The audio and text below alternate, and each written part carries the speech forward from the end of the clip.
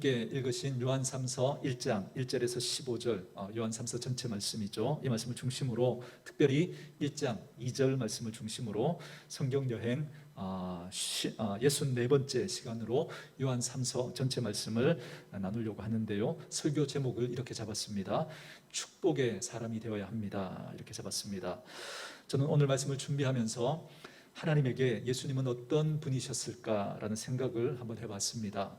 그러면서 자연스럽게 떠올리게 된 게 뭐냐면, 자녀를 낳아 기르는 부모에게 그 자녀는 어떤 존재일까 자연스럽게 떠올렸습니다. 그렇게 생각해 보니까 자녀들은 부모의 심장과도 같은 존재인 거죠. 그렇게 생각해 보니까 자녀들은 부모의 심장과도 같은 존재가 맞습니다. 왜 그러냐면, 자녀들이 잘 되면 부모의 마음은 너무 좋죠.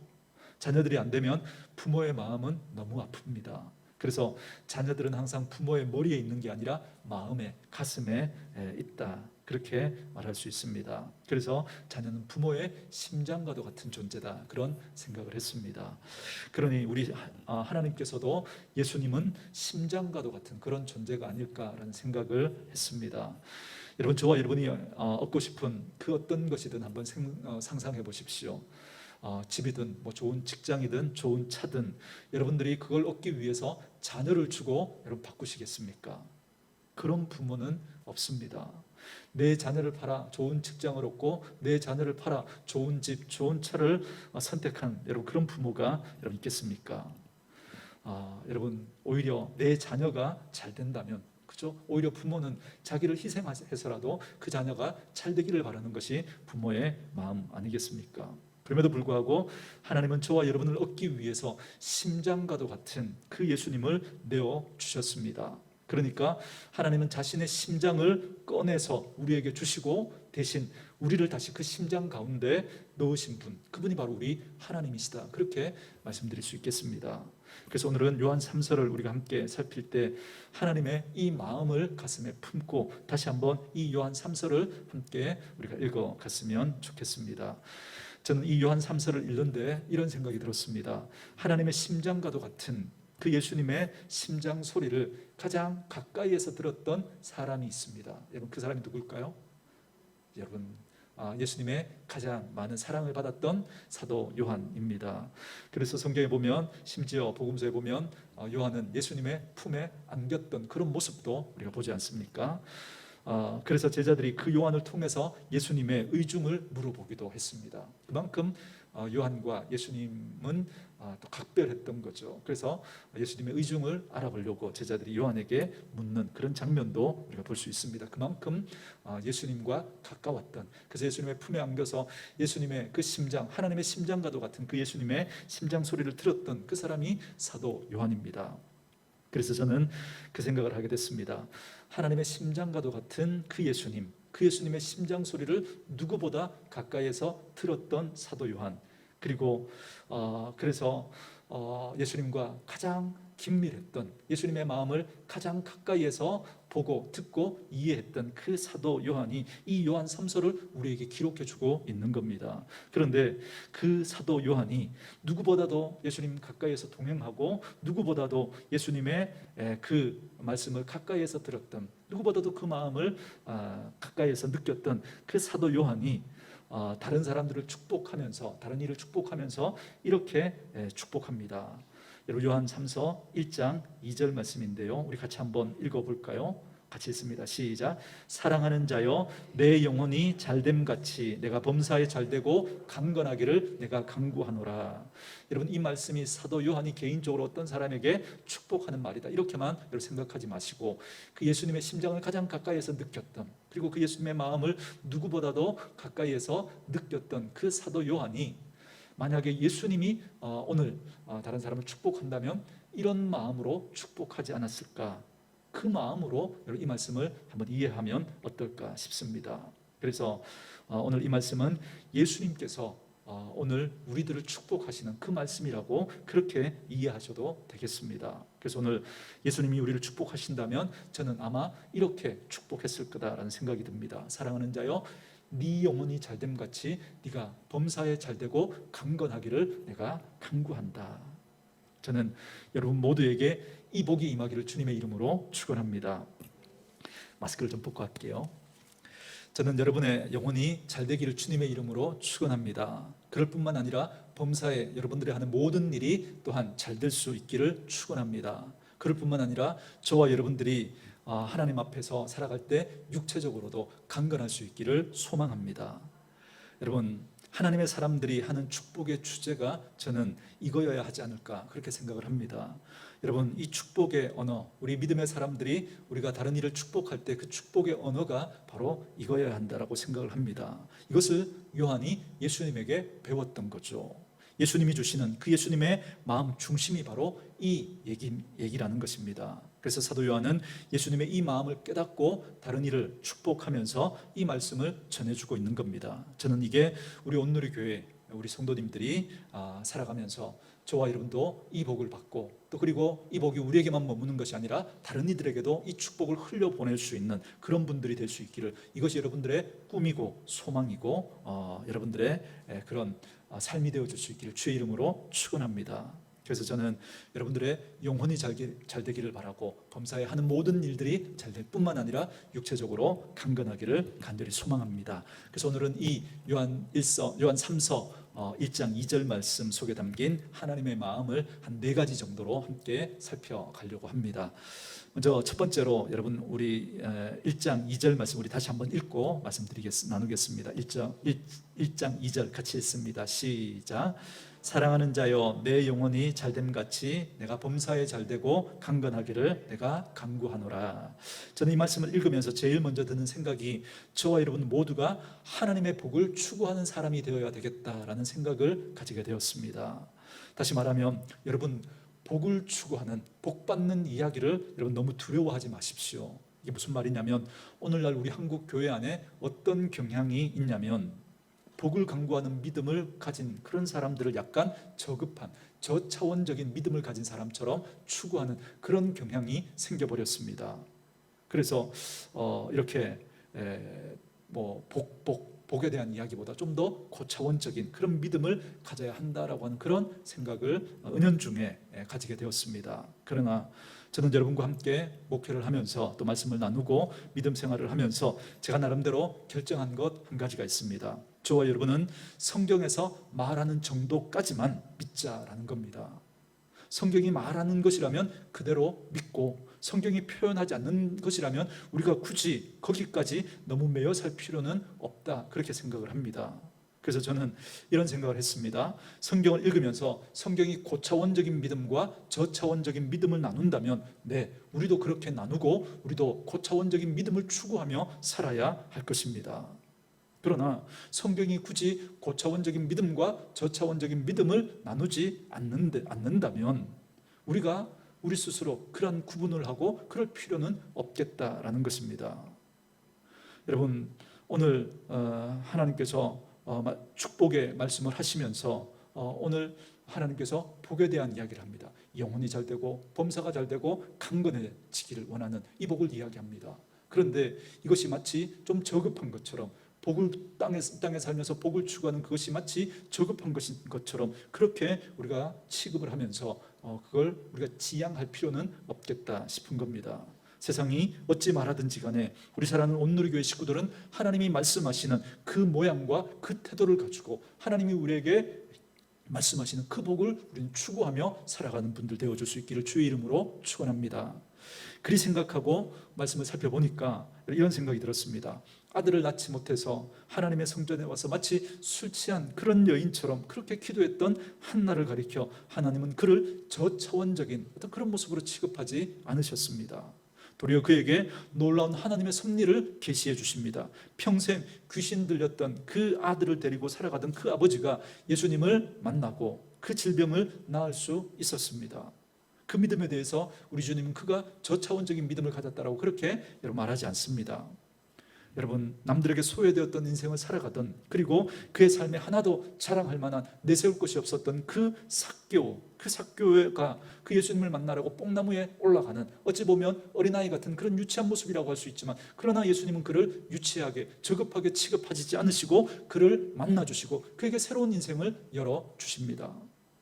성경은 어떤 믿음을 고차원적이라고 말하고 어떤 믿음을 저차원적이라고 그렇게 말하지 않고 있습니다. 그러면서 우리가 살아가고 있는 삶의 모든 내용들 속에 그것이 육체적인 문제이든 아니면 마음의 문제이든 아니면 물질의 문제이든 관계의 문제이든 믿음의 문제이든 간에 그 모든 문제들 가운데 하나님은 저와 여러분에게 복을 주시기를 원하시는 분이다라는 사실을 말씀해 주고 있습니다.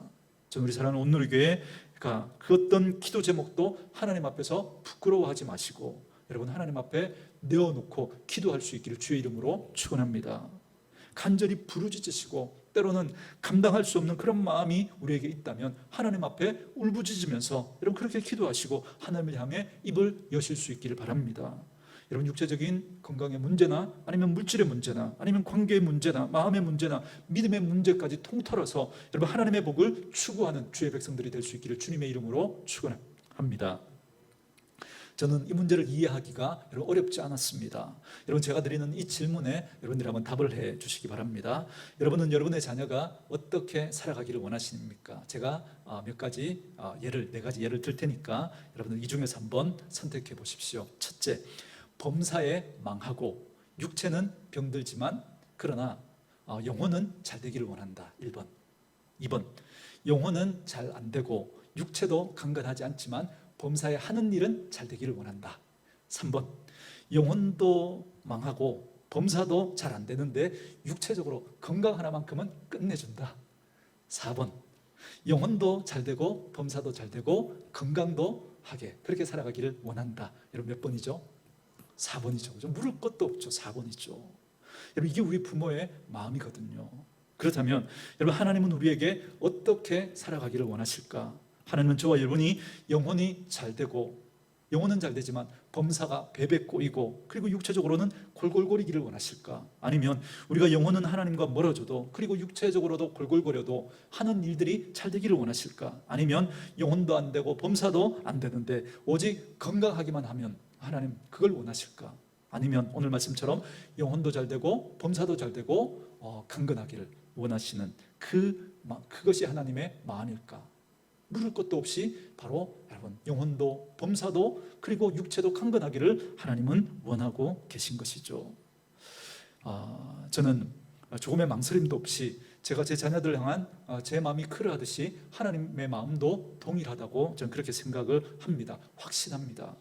그래서 구약에서부터 신약에 이르기까지 하나님께서 축복하시는 사람들의 그 모습들을 살펴보면 때로는 전쟁에서 이기는 것으로, 때로는 기도 제목이 응답되는 것으로, 때로는 귀하게 하나님의 그 사역에 쓰임받는 것으로, 때로는 아픔에서 회복되는 것으로, 때로는 상처받음에서 회복되는 그런 변화되는 그런 모습을 통해서 하나님의 복을 설명해 주고 있습니다. 서두에서 말씀드렸듯이 저와 여러분들은 우리들이 생각하는 이상적이고 고차원적인 그런 복을 추구하는 사람들이 아니라 아버지 하나님이 말씀하시는 그 복을 추구하며 살아가는 분들 될 수 있기를 주님의 이름으로 축원합니다. 그래서 우리가 하나님 앞에 기도할 때 여러분 우리가 스스로 제한하지 마시기를 바랍니다. 어떤 것이라도 괜찮습니다. 어떤 것이라도. 하나님 앞에 말도 못합니까? 제가 지난주 말씀드렸죠. 제가 여러분들에게 말씀드리는 기도의 또 다른 정의, 하나님 앞에 말도 못합니까? 하나님 앞에 기도하지도 못합니까? 우리는 어떤 기도 제목도 제한 없이 하나님 앞에 가지고 나와서 기도할 수 있어야 합니다. 저는 만약에 우리 사랑하는 성도님들 가정 중에 어떤 가정에 경제적으로 그렇게 어려움 가운데 있다면 저는 하나님께 기도할 겁니다. 하나님 경제적으로 좀 풍성하게 해주십시오. 만약에 병원에서 오늘 이렇게 밖에 못 산다고 그렇게 진단을 받았어도 저는 하나님 앞에 살려달라고 그렇게 기도할 겁니다. 네, 맞습니다. 제가 기도한다고 뭐 이렇게 응답이 되고 뭐 죽어가는 분이 다시 살고 다 부자가 되고 여러분 그렇게 되지 않을 거라고 저는 그렇게 생각을 합니다. 그렇게 하실지 하시지 않을지 저는 몰라요. 안 된다는 게 아니라 저는 몰라요. 이건 제 영역이 아니기 때문에 그래요. 이건 하나님의 영역이기 때문에 그렇습니다. 그러나 하나님의 영역이기 때문에 우리는 뭐 해야 하는 거예요? 기도하는 거죠. 제 영역이면 여러분 기도할 이유가 어디 있겠습니까? 하나님의 영역이니까. 사람은 이렇게 판단하고 진단하고 그렇게 답을 내렸어도 하나님의 영역이잖아요. 죽고 사는 건. 그 사람이 잘 되고 안 되는 건, 망하고 성공하는 건 이건 하나님의 영역 아닙니까? 그렇다면 우리가 그 하나님 앞에 기도하는 건 어찌 보면 너무 당연한 거죠. 우리의 영역이 아니니까. 여러분, 무엇이 여러분으로 하여금 하나님의 복을 구하는데 여러분들을 제한합니까? 제가 기도에 정의 말씀드렸죠. 하나님 앞에 기도도 못합니까? 말씀드려 볼 수 있는 건 아닙니까? 여러분, 내가 내 상황을 바꿀 능력은 우리에게 없어요. 하지만 우리가 하나님의 복도 못 구합니까? 여러분의 육체의 문제가 지금 어떤 한계에 있으십니까? 여러분은 지금 어떤 물질의 한계를 가지고 있습니까? 여러분은 범사가 어떤 위험 가운데 있습니까? 여러분, 우리가 하나님 앞에 그 문제를 가지고 기도도 못합니까? 하나님께 말씀드려 볼 수는 있는 거잖아요. 저는 우리 사랑하는 온누리 교회 식구들에게 이 담대함이 있기를 주님의 이름으로 축원합니다. 여러분, 여호수아는 싸움을 하다가 해가 지니까 어떻게 기도해요? 해를 보고 머물라고. 여러분, 그렇게 기도하지 않습니까? 저는 이렇게 생각합니다. 그가 해가 머물 거라고 확신 가운데, 믿음 가운데 그렇게 기도했다고 생각하지 않습니다. 전쟁을 막 하는데, 싸움에서 이기고 있는데 막 해가 지니까 그러면 싸움을 계속하지 못하잖아요. 그러니까 하나님 앞에 간절한 마음으로 해를 멈춰달라고 그렇게 기도했던 거예요. 그런데 해가 멈춰버린 겁니다. 여러분, 기도할 수 있잖아요. 하나님이 어떻게 하실지, 여러분 그 영역은 하나님의 영역이잖아요. 엘리야는 비가 내리라고 기도하기도 하고 비가 멈추라고도 기도했습니다. 그런데 우리는 따져야 할 게 너무 많은 게, 따져야 할 게, 이건 이성적으로, 합리적으로, 그리고 과학적으로 말이 되는가 안 되는가, 이건 말도 안 돼, 그러니까 이건 기도할 영역이 아니야. 그렇게 우리는 따지면서 그렇게 하니까, 여러분, 그렇게 우리 스스로 판단하고 제안해버리니까 하나님 앞에 기도도 못하는 거죠. 기도도. 너무 따지지 마시고 여러분, 이 생각 꼭 품으십시오. 우리와 관계된 그 문제를 하나님께 기도도 못합니까? 저는 우리 사랑하는 온누리 교회 식구들은 하나님의 복을 추구함에 있어서 추워도 망설임이 없기를 주님의 이름으로 축원합니다. 절대로 이건 저급한 신앙이 아닙니다. 하나님은 우리가 복 받으며 살아가기를 원하고 계십니다. 두 번째로는 여러분, 다시 1장 2절 말씀 또 한번 같이 한번 읽어볼까요? 읽습니다. 시작. 사랑하는 자여, 네 영혼이 잘됨 같이 네가 범사에 잘되고 강건하기를 내가 간구하노라. 아멘. 요한 3서는 사도 요한이 썼습니다. 이 사도 요한이 누구에게 쓴 거예요? 가이오라고 하는 사람에게 편지를 쓴 건데요. 여러분, 편지를 쓰는 목적이 뭘까요? 무슨 할 말이 있으니까 쓰는 거겠죠. 그죠?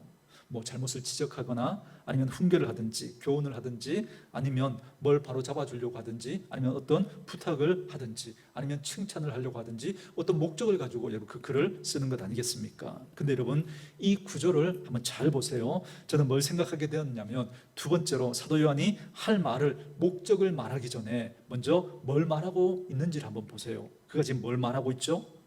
다른 사람을 축복하고 있죠. 그래서 두 번째로 저희들이 가져야 할 믿음의 태도는 저와 여러분이 다른 이들을 축복하는 인생이 되어야 한다라는 것입니다. 저는 저와 여러분들이 그렇게 다른 분들을 축복하시는 분들 될 수 있기를 주님의 이름으로 축원합니다. 오늘 사도 요한은 가이오에게 편지를 쓰면서 그에게 하고 싶은 말들이 여러 가지 있었지만, 그러나 그 말을 하기 전에 먼저 그를 축복하는 말을 먼저 하고 있다는 겁니다. 그렇다면 우리 스스로에게 한번 물어보셔야 합니다. 저와 여러분은 옆에 있는 사람을 축복하는 사람입니까? 아니면 그들을 축복하지 못하는 사람입니까? 좀 더 구체적으로 표현하면, 나는 다른 사람의 마음을 불편하게 하는 사람입니까? 힘들게 하는 사람입니까? 아니면 다른 사람의 마음을 편하게 하는 사람입니까? 이렇게 한번 물어보십시오. 여러분, 우리 교회의 비전과 연결해서 또 물으면, 나는 다른 사람을 행복하게 해주는 사람인가? 아니면 나는 다른 사람들을 불행하게 만드는 사람인가? 나는 다른 사람을 편한 잠자리에 들게 하는 사람인가? 아니면 다른 사람을 잠 못 이루게 하는 그런 사람인가? 여러분, 그렇게 한번 물어보십시오. 오늘 요한 3서에도 보면 두 종류의 사람이 등장해요. 두 사람이 등장하는데, 한 사람은 다른 사람을 축복하는 사람으로, 또 한 사람은 다른 사람을 불편하게 하는 사람으로 등장합니다. 여기 성경 한번 보실까요? 여러분, 1장 9절에서 11절 말씀입니다. 제가 한번 읽어드리겠습니다. 거기에 디오드레베라고 하는 사람이 등장합니다. 내가 두어 자를 교회에 썼으나 그들 중에 으뜸되기를 좋아하는 디오드레베가 우리를 맞아들이지 아니하니 그러므로 내가 가면 그 행한 일을 잊지 아니하리라. 그가 악한 말로 우리를 비방하고도 오히려 부족하여 형제들을 맞아들이지도 아니하고 맞아들이고자 하는 자를 금하여 교회에서 내쫓는도다. 사랑하는 자여 악한 것을 본받지 말고 선한 것을 본받으라. 선을 행하는 자는 하나님께 속하고 악을 행하는 자는 하나님을 배웁지 못하였느니라. 아멘. 무슨 말이죠? 디오드레베라고 하는 사람이 교회 가운데 있었는데 이 사람은 어떤 사람이었냐면 하나님의 사람들을 향해서 악한 말을 하고 그럴 뿐만 아니라 오히려 그들을 맞아들이고 그들과 좋은 관계를 맺으려고 하는 그런 사람들을 거절하고 그런 사람들 그럴 뿐만 아니라 그들을 교회에서 내쫓았다라는 겁니다. 자기만 으뜸되기를 원하고 자기가 최고인 거예요. 자기가 드러나야 되는 거예요. 다른 사람들이 막 드러나면 불편한 거예요. 다른 사람이 그 사람하고 친하면 불편한 거예요. 자기가 항상 중심에 있어야 되고 자기 하는 말이 늘 옳고 이런 사람이었다는 거예요. 그래서 자기하고 관계가 안 좋으면 그 사람은 그게 하나님의 사람이든 아니든 그 상관없이 그 사람은 거절하는 거예요. 그리고 그 사람하고 친하면 그 사람마저 미워해버리는 거예요. 그러니 지금 사도 요한이 1장 2절에 쓴 예수님의 심장과도 같은 그 말씀, 그 축복의 메시지와는 전혀 상반된 그런 행동을 하며 살아갔던 사람이었다라는 겁니다. 여러분은 어떤 사람입니까? 그런데 그 교회에 속한 또 다른 사람이 또 한 사람 등장합니다. 12절 말씀 보실까요? 같이 한번 읽겠습니다. 시작.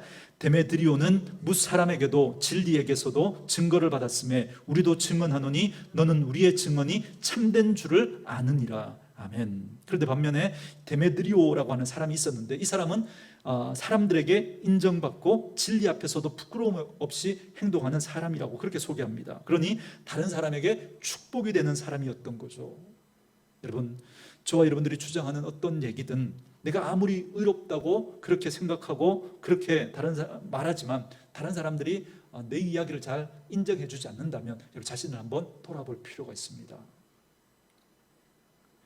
여러분, 내가 아무리 옳은 주장이라고 생각하고 그 이야기를 해도 여러분 성경이 그것을 지지해 주지 않는다면 우리는 다시 한번 우리를 돌아볼 필요가 있습니다. 여러분, 하나님의 심장과도 같은 예수 그리스도의 그 심장을 품고 살아가는 사람들은 다른 이들을 축복하는 인생이 되어야 합니다. 여러분, 이런 분들이 다른 사람들 앞에 귀하게 인정받고 존중을 받게 됩니다. 저는 저와 여러분들이 그런 분들 될 수 있기를 주님의 이름으로 축원합니다. 아무리 내 생각에 옳은 생각인 것 같지만 자꾸 지적하고 판단하고 비판하고 그런 말을 하면 여러분 주변에 사람들이 여러분 없어져요. 사람들이. 잘 한번 돌아보십시오. 저는 저와 여러분들이 다른 이들을 축복하는 분들 될 수 있기를 주님의 이름으로 축원합니다. 하나님, 나는 다른 이들을 축복하는 인생, 행복하게 하는 인생, 그런 인생입니까? 아니면 나는 다른 분들을 불편하게 하고 아프게 하는 그런 인생입니까? 꼭 한번 물어보시고 자신의 삶을 한번 점검해 볼 수 있기를 주의 이름으로 축원합니다. 세 번째 말씀은 이겁니다. 여러분 다시 1장 2절로 또 돌아오셔서 1장 2절 말씀을 묵상하면서 이런 생각을 하게 됐습니다. 하나님께서 우리를 축복하시면서 사랑하는 자여 내 영혼이 잘됨같이 네가 범사에 잘되고 강건하기를 원한다 이렇게 말씀하시죠. 이게 어떤 의미를 또 가질 수 있겠는가 묵상하는데 제가 세 번째로 여러분과 나누고 싶은 말씀은 이겁니다. 믿음의 균형을 잡아가야 한다라는 것입니다. 믿음의 균형을 잡아가야 한다. 이게 무슨 말이냐면 여러분 교회의 역사 가운데 여러분 잘못된 이단들은 항상 있어 왔습니다. 항상. 그런데 그 이단들 중에 가장 나쁜, 가장 우리 한국뿐만 아니라 우리 기독교에 가장 심각한 나쁜 영향을 끼쳤던 그 이단은 어떤 이단이냐면 영과 육을 분리하는 거예요. 영과 육을 분리하는 이단. 다시 말하면 영적인 것은 거룩한 것이고 육적인 것은 세속적인 것이다. 이렇게 나누는, 구분하는 사람들입니다. 그래서 하나님께서 온 세상을 만드셨는데 한쪽과 한쪽을 자꾸 나눠버리는 거예요. 근데 은연중에 여러분 우리들 중에도 여러분 의도하지는 않았지만 우리들 중에도 이런 생각이 여러분 그렇게 살짝 스며들어 있습니다. 예를 들면 이런 거죠. 교회 일은 하나님의 일이고 가정의 일은 하나님의 일이 아닌 내 일이다.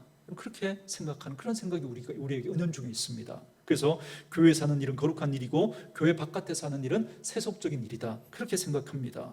그래서 저와 여러분도 모르게 기도할 때마다 우리 어떻게 기도하죠? 하나님, 지난 일주일 동안 세상 속에 빠져 살다가 이제 하나님 앞에 왔습니다. 우리 이렇게 기도하잖아요, 그죠? 세상 속에 빠져 산 거예요. 여러분, 아니요. 여러분, 그 세상 일이 하나님의 일입니다. 우리가 하나님의 마음을 가지고 그 속에서 우리는 하나님의 일을 하다가 하나님과 함께 있다가 예배당에 나온 거예요. 예배당에. 그죠? 여러분, 가정에서, 직장에서 살아갈 때 거기는 하나님이 없었나요? 거기 하나님 없으셨나요? 여기만 하나님 계셔서 거기는 하나님 없이 살다가 여기 교회에 하나님 앞에 나온 거예요? 그거 아니잖아요, 그죠? 근데 우리들 은연중에 그 생각이 있는 거예요. 은연중에. 그래서 이렇게 하잖아요. 지금 주님 오실 때가 다 됐는데 그렇게 네가 세상 일만 하고 그렇게 하면 되겠냐고. 전도하고 선교하고 하나님 나라 일해야지. 이 생각이 우리에게 있는 거예요. 아니요.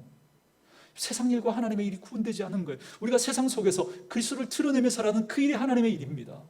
그 세상 속에서 여러분, 주님이 아직도 돌아와야 할 영혼이 있다면 그것은 땅끝이거든요. 그래서 그곳에서 우리는 여러분, 우리의 삶으로, 여러분, 우리의 표정으로, 우리의 말로 예수 그리스도를 드러내고 우리 속에 보배되신 그리스도를 드러내면서 그곳에서 하나님의 일을 하다가 우리는 다시 은혜 받으려고 또 주님 전에 나오는 거예요. 여기서 은혜 받고 힘 얻어서 또 우리 세상 가운데서 또 하나님의 백성답게 그곳에서 그리스도를 드러내며 주일하며 우리 살아가야 하는 겁니다.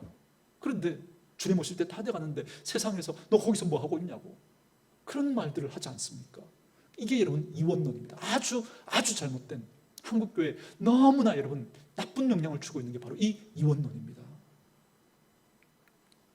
그래서 세상과 교회를 분리하려고 하는 그 생각이 우리에게 있습니다. 그러다 보니까 소도에 말씀하는 것처럼 고차원적인 믿음과 저차원적인 믿음을 나누는 거예요. 저처럼 목회자로 그리고 선교사로 하면 그건 고차원적인 그런 인생을 살아가는 거고, 그렇지 않으면 세상 일을 하면서 그렇게 살아가는 거고. 아니요, 절대 그렇지 않습니다. 영혼과 관련된 일을 하면 그건 고차원적이고, 범사의 육체의 문제를 가지고 하나님께 뭐 이렇게 간구하면 그건 뭐 저차원적인 그런 믿음인 것처럼 분리하는 경향이 우리에게 있는 거죠. 그런데 오늘 성경은 뭐라고 말하느냐면 이 세 가지를 함께 묶어버립니다.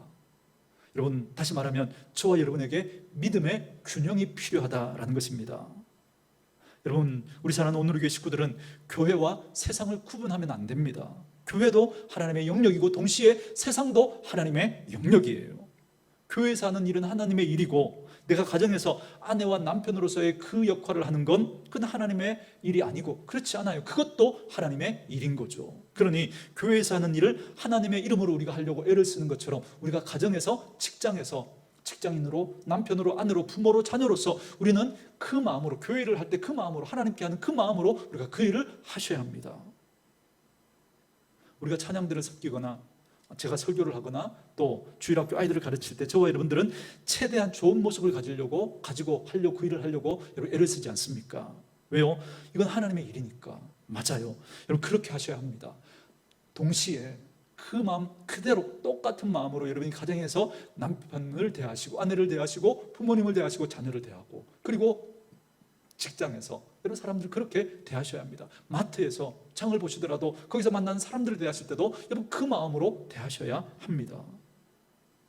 그래서 믿음의 균형을 잡아가야 하는 겁니다. 그래서 어찌 보면 믿음의 균형을 잡는다라고 하는 건 어찌 보면 믿음의 통합을 여러분 말하는 겁니다. 믿음의 통합.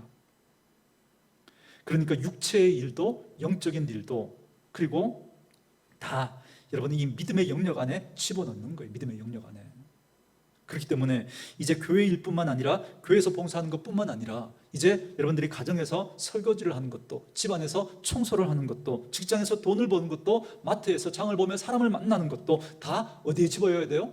믿음의 영역에 여러분 집어넣어서 이걸 통합해야 되는 거예요. 그래서 믿음의 균형을 갖는다라고 하는 건 믿음을 통합한다, 그렇게 말씀드릴 수 있습니다.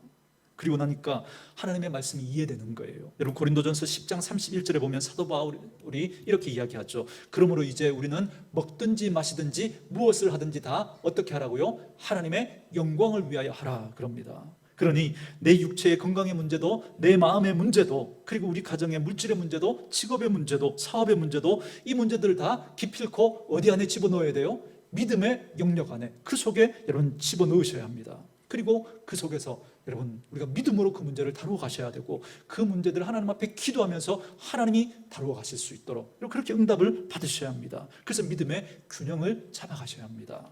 마지막 네 번째로, 그럼에도 불구하고 오늘 1장 2절을 잘 읽어보시면 하나님이 이 세 가지, 영혼이 잘 되는 복, 범사가 잘 되는 복, 육체가 잘 되는 이 복을 말씀하시면서도 거기에 뭐가 있다고 말씀하시죠? 순서가 있다는 걸 여러분 우리가 발견하게 됩니다. 여러분 뭐라고 말씀하시죠? 우리 다시 한번 읽어볼까요? 읽습니다. 시작. 사랑하는 자여, 네 영혼이 잘된 같이 네가 범사에 잘되고 강건하기를 내가 간구하노라. 아멘. 여기 순서가 있어요. 순서가. 그래서 오늘 네 번째로 나눌 말씀은 믿음의 우선순위를 중요시하라라는 것입니다. 믿음의 우선순위를. 오늘 여기에 보면 믿음의 순서가 있습니다. 영혼이 잘됨 같이 범사가 잘되고 해야 된대요. 여러분, 영혼이 잘되는 게 뭘까요? 영혼이 잘되는 게, 이걸 쉽게 말하면 먼저 하나님과 관계를 맺어야 한다는 겁니다. 그리고 이 하나님과의 관계를 맺고 하나님과 가까워지는 것, 친해지는 것, 이게 영혼이 잘 되는 것입니다. 이게 가장 먼저고, 여러분 이게 믿음의 기초입니다. 여러분 마태복음 7장 24절 이하에 보면 두 집에 대한 이야기가 나오죠. 한 집은 반석 위에 지은 집이고 또 한 집은 모래 위에 지은 집입니다. 여러분 이 말씀의 핵심 포인트는 집이 아니죠. 집이 아니죠. 그 집을 어디에 지었는가라고 하는 것입니다. 기초를 말합니다. 기초. 여러분 반석에 지은 집은 그 집이 높든 낮든 여러분 상관없습니다. 낮게 쌓아도 안전하고 높게 쌓아도 안전합니다. 왜요? 기초가 튼튼하니까, 기초가 분명하니까. 어디 위에요? 반석 위에. 그런데 모래 위에 지은 집은 상황이 다르죠. 이 집은 높이 지으면 높이 지을수록, 많이 쌓으면 쌓을수록 여러분 위험해요. 왜요? 그 기초가 모래니까. 오히려 차라리 낮게 지었으면 그게 차라리 나아요. 그런데 크고 높게 많이 쌓으면 쌓을수록 여러분 이 모래 위에 지은 집은 위기에 봉착하게 될 겁니다. 점점 크게 높게 지으면 지을수록 그 넘어짐이 더 심할 거고, 그 손해가 클 거고, 그 타격이, 그 충격이 어마어마하게 클 겁니다. 그래서 우리가 기초의 중요성을 모르고 여러분 쌓는 데만 마음 쓰게 되면 여러분 우리가 이런 일을 당할 수 있는 것입니다. 세상은 여러분 지난번에도 말씀을 드렸지만 방향을 생각하지 않고 그냥 열심히 사는 걸 여러분 그렇게 세상은 여러분 인정합니다. 그러나 더 중요한 건 방향이죠. 오늘 말씀과 연결하면 어디에 쌓는가라고 하는 이 기초의 문제입니다. 이 기초의 문제. 이게 잘못되면 열심히 쌓은 만큼 더 위험해집니다. 더. 사랑하는 성도 여러분, 영혼이 잘 되는 것이 바로 이 기초의 문제입니다. 기초. 이 영혼이 잘 되는 그 기초가 안 되어 있으면 범사가 잘 되고 강건한 것이 우리에게 유익이 아니라 도리어 하나님을 잊어버리게 만들고 우리를 더 멸망으로 그렇게 인도하는 그런 도구가 될지도 모른다는 겁니다. 나는 하나님을 믿지 않는데도 일이 잘 되는데요. 나는 하나님을 믿지 않는데도 건강한데요. 네. 그러니까 그분은 앞으로도 계속 하나님을 안 믿고 그렇게 살다가, 그렇게 그 많은 것들을 누리며 살다가 마지막에 아주 고통스러운 곳으로 가게 될 거예요. 왜요? 기초를 분명히 하지 않았기 때문에 그런 것이죠. 그래서 여러분 오늘날도 예배당 안에 있는 그 식구들 말고 여러분 예배당 바깥에 그죠? 그 있는 분들 한번 또 올려보십시오. 범사가 잘 되고 강건하고 여러분 그런 분들 여러분 얼마나 여러분 우리 많이 볼 수 있습니다. 그들은 지금 모래 위에 뭘 하고 있는 거예요? 집을 쌓고 있는 거예요. 모래 위에. 여러분 믿음의 우선순위가 필요합니다. 그래서 누가복음 12장 13절에서 21절 말씀에 보면 어떤 한 사람에 대한 이야기가 나오는데 그 사람은 부자래요. 이름만 들어도 여러분 부럽죠. 이 사람이 부자인데 그 해에 농사가 잘 돼서 더 부자가 됐대요. 여러분 약오르시죠, 그렇죠? 근데 이 사람은 그냥 돈만 많은 게 아니라 어떻게 하면 인생을 잘 살까 나름대로 구체적인 계획도 할 줄 아는 사람이었습니다.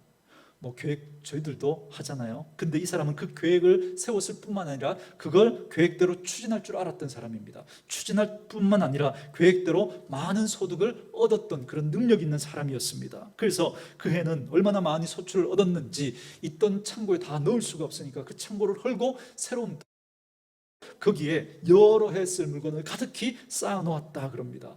완전 부럽죠. 완전. 우리도 좀 그렇게 쌓고 살아봤으면 좋겠는데, 그렇죠? 쌓을 곳이 없을 정도로 그렇게 많은 소득을 얻었습니다. 그래서 고민하다가 일단 창고를 헐고 새 창고를 짓고 가득히 쌓아놓고 스스로에게 이렇게 말합니다. 이제 내가 다 준비해 놓았으니까 이제부터 먹고 마시고 즐기자. 이 사람은 그냥 모을 줄만 알았던 사람이 아니라 쓸 줄도 아는 사람이에요. 쓸 줄도. 즐길 줄도 아는 사람인 거죠. 여러분 그럼 그때 예수님이 어떻게 말씀하시죠? 이 사람을 가리켜서 어리석은 자요. 영어식 표현으로는 뭐라고요? 이 바보야 그럽니다. 만약에 오늘 밤 네 영혼을 하나님이 데려가시면 네가 그렇게 준비해 놓고 예비해 놓은 것이 누구 것이 되겠느냐? 이 바보야 그럽니다. 여러분 세상적으로 봤을 때 도대체 이 사람이 어디가 바보죠? 어디가? 여러분 계획할 줄도 알고 그걸 추진할 줄도 알고 그걸 추진해서 그죠? 많은 것을 얻을 줄도 아는 그런 능력 있는 사람, 그리고 그것을 가지고 즐기면서 쓸 줄도 아는 그런 인생입니다. 오늘날로 말하면 최고로 멋진 사람 아닙니까? 어디가 바보스럽죠? 어디가? 근데 하나님은 그를 바보래요. 왜요? 21절 말씀 때문에 그래요. 네가 세상의 것에는 부유했지만 하나님에 대해서는 부유하지 못했기 때문이다. 그렇게 말씀합니다. 그래서 넌 바보야. 그렇게 말씀하시는 거예요. 오늘 말씀과 연결하면 범사와 관련된 부분, 육체와 관련된 그 부분은 마음을 많이 쓰고 살았지만 영혼에 대해서는, 하나님에 대해서는 마음 쓰지 않고 살았던 거예요. 그래서 이 사람을 바보라고 그러는 겁니다. 사랑하는 성도 여러분, 오늘 우리는 어떻습니까? 제가 여러분들에게 다시 강조하지 않더라도 이런 범사가 잘 되고 또 육체적으로 강건하게 그렇게 살기 위해서 여러분 많이 애를 쓰고 그리고 하나님 앞에 또 기도도 하지 않습니까? 그런데 우선순위가 잘못된 것은 아닌가 한번 점검해 보십시오. 그거 기도하지 말라는 건 아니죠. 제가 앞서 말씀드렸죠. 여러분들은 복을 구하는데 제한 두지 마시라고. 여러분 그거 구해야 합니다. 그런데 우선순위가 있는데 우리가 어디에만 마음을 쓰고 살아가고 있는가, 이걸 한번 점검해 보시라는 겁니다. 혹시 내 영혼은 지금 하나님 앞에 어떤 모습입니까? 내 옆에 친구도 많고 내가 가진 것도 있고 내가 일할 수도 있고 건강도 있고 그럴 능력도 있지만 나는 하나님 앞에서 어떤 상태인가 꼭 한번 점검할 수 있길 바랍니다. 그렇지 않다면 저는 우리 사랑하는 성도님들 우선순위를 다시 한번 점검하시고 이 우선순위를 바르게 하시고 살아가는 지혜가 있기를 주님의 이름으로 축원합니다. 하나님의 심장과도 같은 그 예수 그리스도를 우리에게 보내어 주셔서 축복하기를 원하십니다. 어떻게 해요? 이렇게요. 사랑하는 자요, 네 영혼이 잘됨 같이 네가 범사에 잘되고 강건하기를 내가 원하노라. 저는 이 복이 저와 여러분들에게 꼭 있기를 주님의 이름으로 축원합니다.